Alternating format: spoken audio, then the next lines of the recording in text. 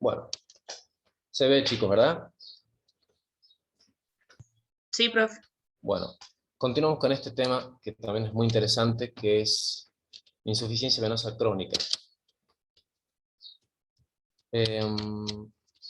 Generalmente, cuando hablamos de insuficiencia venosa crónica, un segundito que no se está compartiendo.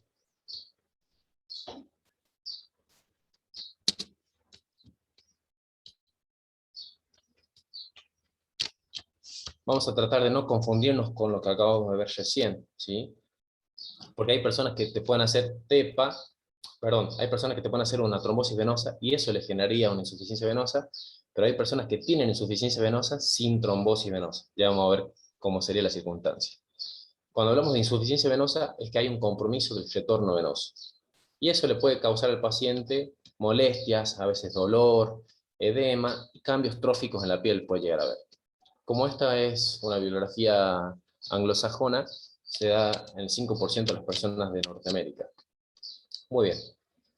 Ustedes recuerden que la bomba venosa involucra diferentes tipos de factores, ¿sí? Es decir, para que haya retorno venoso desde los miembros inferiores depende de varias cosas. Una de ellas es la contracción de los músculos. El hecho de caminar, ¿sí?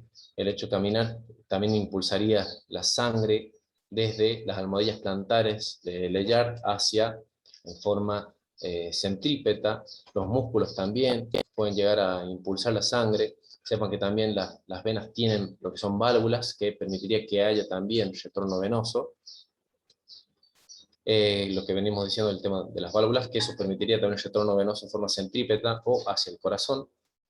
Entonces, cuando se produce la falla de todos estos mecanismos, eso generaría que haya insuficiencia venosa. Es decir, cuando hay una obstrucción o cuando hay una insuficiencia de estas válvulas o disminución de contracción de los músculos que rodean las venas. Entonces, por ejemplo, ¿en quién se va a dar? Las personas que están inmovilizadas. Todo esto va a llevar a producir que aumente la presión generando hipertensión venosa.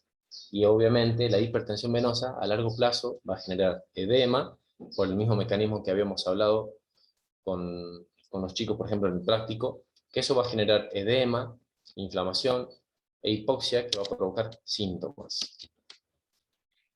Bueno, las trombosis venosas es el factor de riesgo que se identifica con más frecuencia. También la obesidad, la edad avanzada, los traumatismos también se los reconoce.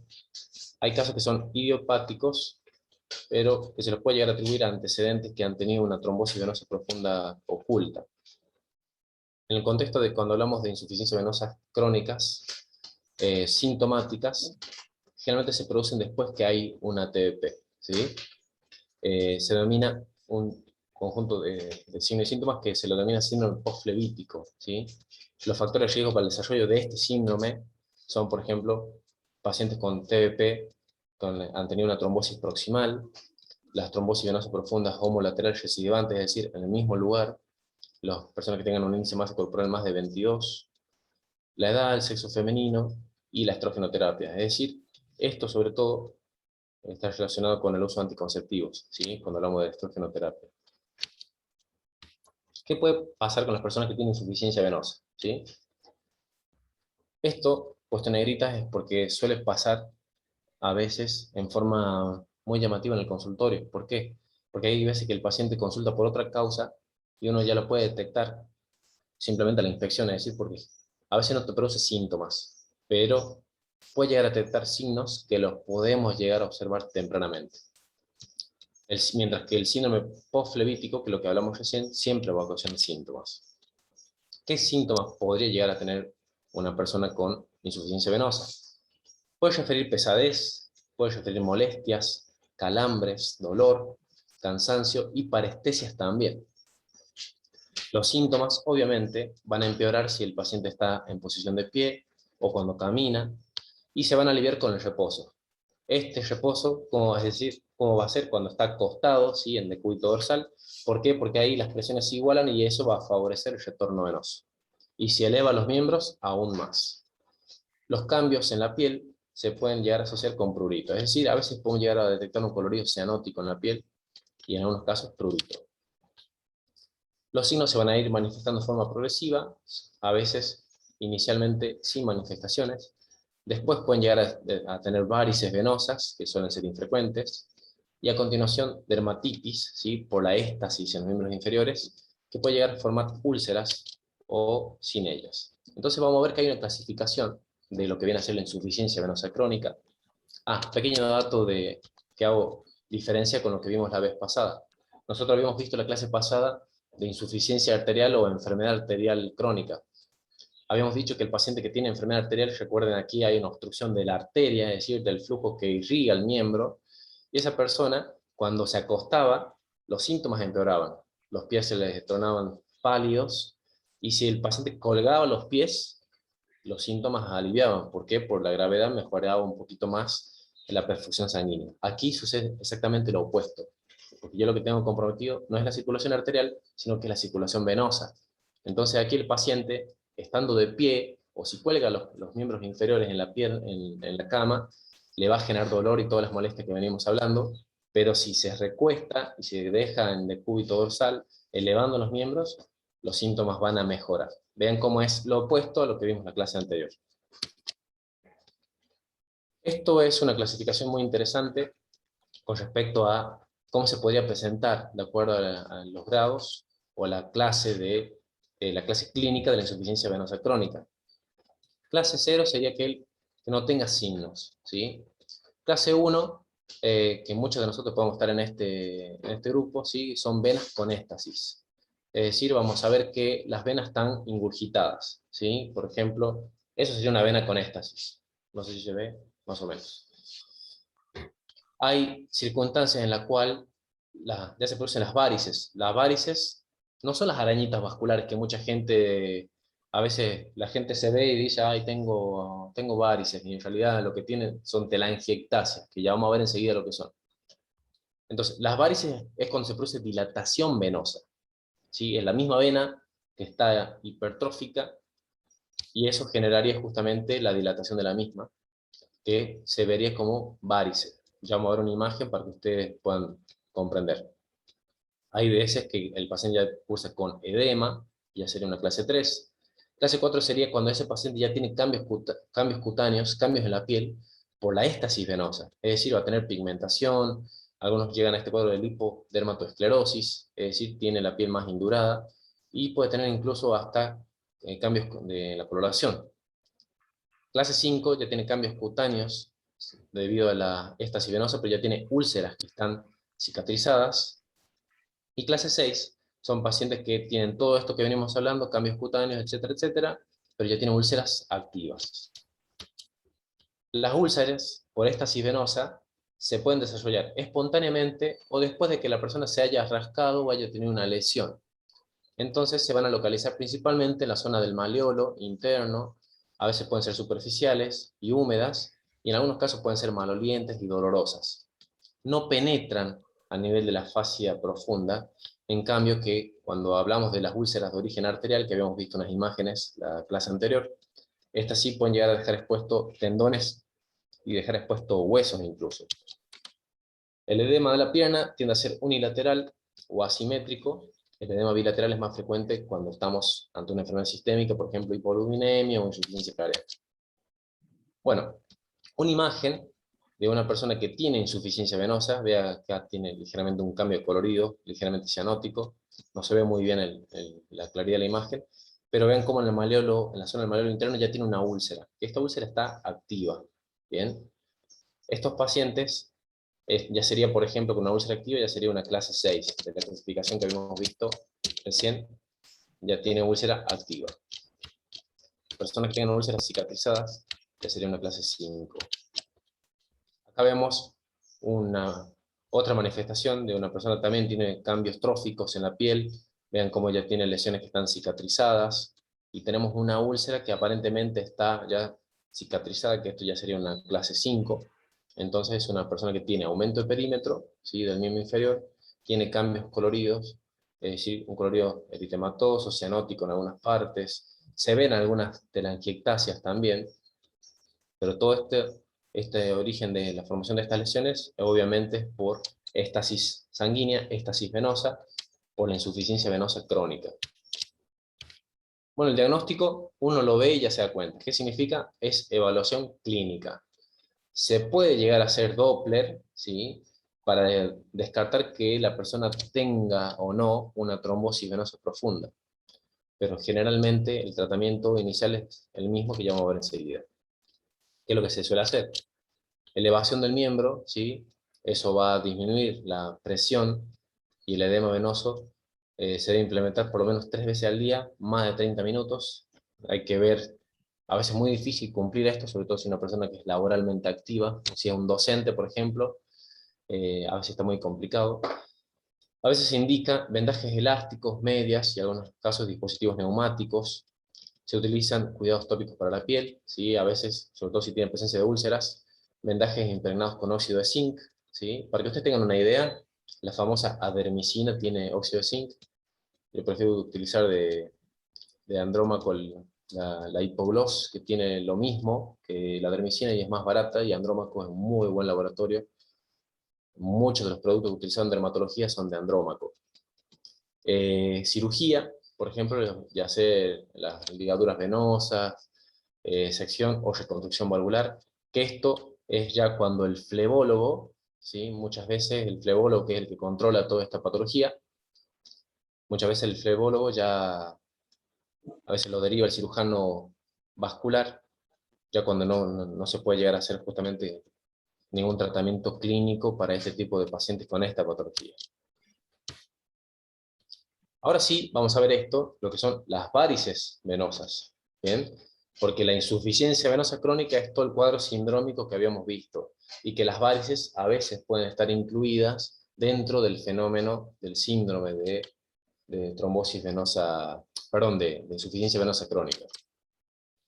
Bueno, cuando hablamos de varices, este concepto necesito que les quede, son venas superficiales dilatadas. Entonces, esas 3 palabritas se les tienen que quedar. Venas superficiales dilatadas. Generalmente se pueden llegar a ver en los miembros inferiores, que es lo más frecuente. A veces no se evidencia una causa, pero suelen ser pacientes que tienen ya, obviamente, una insuficiencia venosa crónica. Generalmente no producen síntomas, pero en algunos casos hay personas que le da sensación de plenitud o molestia, opresión. En algunos casos le puede llegar a producir dolor o esto, hiperestesia, que sería un aumento de la sensibilidad, es decir, se toca y tiene mayor sensibilidad, o, por ejemplo, algún estímulo que no es doloroso le puede llegar a producir dolor. Pueden presentarse en forma aislada o formar parte de todo este síndrome de insuficiencia venosa crónica.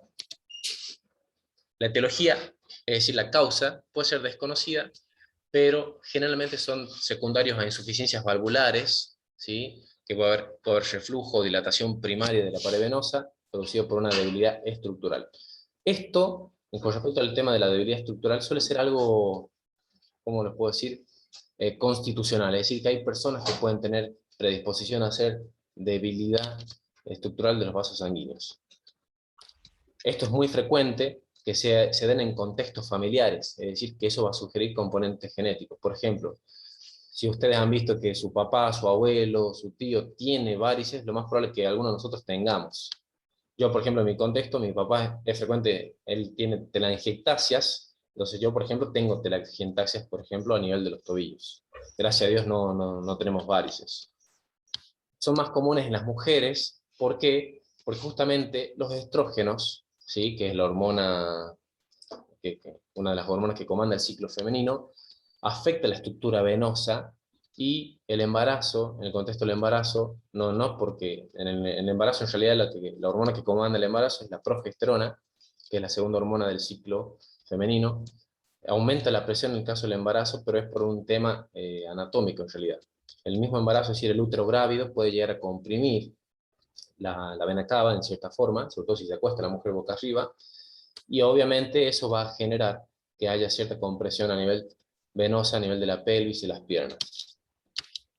Bueno, para que les quede claro, estos serían justamente trayectos varicosos, es decir, esto es una patología varicosa, ¿sí? Que es compromiso de la vena safena interna, ¿sí? Muchas veces estos pacientes van a cirugía directamente.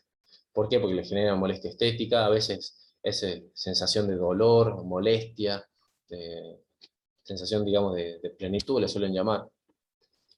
Entonces muchas veces estos pacientes lo que se suele hacer ya es cirugía directamente. Bueno, clínicamente las varices son tensas, se las palpa, ¿sí?, en la fase inicial de la enfermedad, pero no siempre son visibles. A veces suelen hacerse visibles cuando aumenta la presión en ellas. ¿En qué circunstancias? Por ejemplo, si el paciente se pone de pie. Ustedes hacen que el paciente se acueste, van a ver cómo se borran las varices. Hacen que se pare o que cuelgue los pies. Es impresionante ver cómo se dilatan las venas en forma casi instantánea.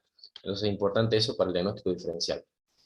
Pueden aumentar el tamaño en forma progresiva, sobresalir, y obviamente en algunos casos se hacen más evidentes y pueden causar sensación de presión y dolor o hiperestesia en las piernas. Son más evidentes, como habíamos dicho, cuando el paciente está de pie. Bueno, diagnóstico, obviamente con el examen físico ya nos vamos a detectar. La ecografía se los puede utilizar, pero no es un estudio que sí o sí sea necesario para confirmar el diagnóstico. Generalmente un buen médico que lo va a revisar al paciente directamente ya se empieza a indicar tratamiento, ya sea sintomático o ya son tratamientos más paliativos. Y en algunos casos, si el paciente quiere y también quiere participar, se hace una evaluación para ver de planificar hacer una cirugía, ¿sí? En ese caso sí sería útil, en algunas circunstancias, solicitar una venografía.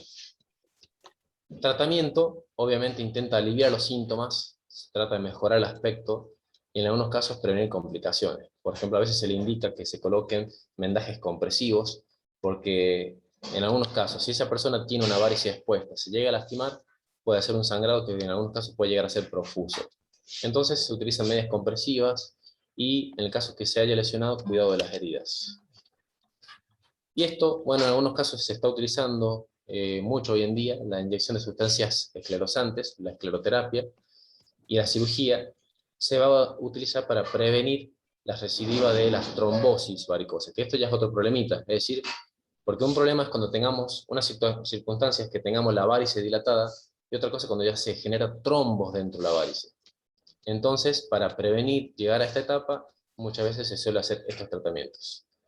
Entonces, a veces para evitar también los cambios en la piel, y obviamente el principal motivo de consulta, que son las razones estéticas. Bueno, ahora sí, para que lo diferencien, lo que son las telangiectasias o las famosas arañitas vasculares, que por definición son pequeñas venas intracutáneas delgadas, no hacen un hallazgo significativo a la clínica, pero en muchos casos hay pacientes que pueden ser bastante extensas, que son asintomáticas, no generan ninguna complicación o malestar, pero en algunos casos, y esto ya es más raro, genera sensación urente o de dolor, pero principalmente lo que producen es molestia estética, ¿sí? Se las puede llegar a eliminar, ¿sí?, con inyección de sustancias esclerosantes o intracapilares, con tetradesilsulfato de sodio, y se suele hacer generalmente con agujas muy pequeñitas, ¿sí?, a veces con agujas subcutáneas. Entonces, para que vean, hoy en día hay hasta tratamientos láser que se utilizan para poder eliminar, que obviamente muchos de ellos lo suelen hacer en médicos que hacen estética, se dedican a hacer este tipo de tratamientos, porque justamente son alteraciones que principalmente pueden dar molestia estética, sobre todo a las mujeres. Entonces, por eso el tratamiento es más que nada un tratamiento para conservar, digamos, la arquitectura normal de la piel. ¿Bien? Eso es todo, chicos. Es que les quede bien claro la diferencia entre, no se vayan a confundir, o sea, ahora que lo han visto, de poder mencionar o nombrar, por ejemplo, una varice cuando ven en realidad una telangiectasia, ¿sí? Para que ustedes también puedan tener esa definición de esos conceptos, ¿sí? Ustedes ya en otras materias ya van a ver mucho lo que viene a ser drenajes, ¿sí? Linfático, drenaje venoso, que muchas veces los van a consultar a ustedes por ese tipo de tratamiento. ¿Dudas con respecto a lo que hemos visto ahora?